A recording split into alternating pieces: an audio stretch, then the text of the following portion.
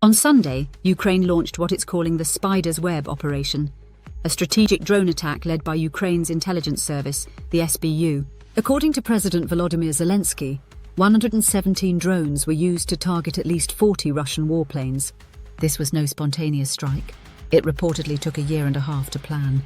Each drone had its own pilot, and incredibly, the Operation Command Center was set up right next to an FSB office. That's Russia's powerful state security agency. 4 Russian airbases, including locations thousands of miles from Ukraine. Belaya Air Base, Irkutsk, deep in Siberia. Olenya Base, Murmansk, in Russia's far northwest. Diaghilevo Base, Ryazan, central Russia. Ivanovo Base, central Russia. Among the aircraft struck were nuclear-capable bombers, the Tu-95 and Tu-22M3, as well as A-50 early warning planes. The damage? Reportedly over 7 billion. So how did Ukraine manage to strike so deep into Russia?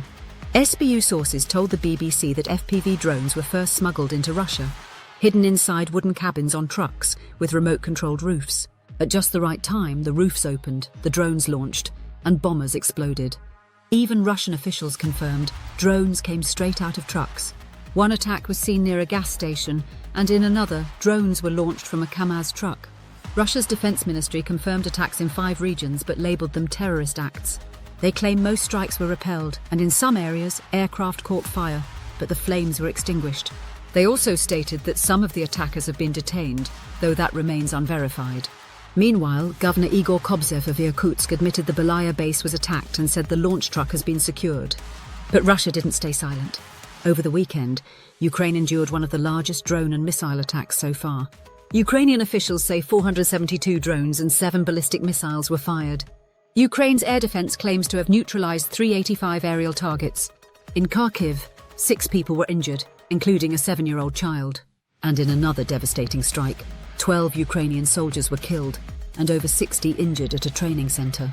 The commander of Ukraine's land forces, Major General Mikhailo Drapety, resigned, saying he felt personally responsible for the tragedy.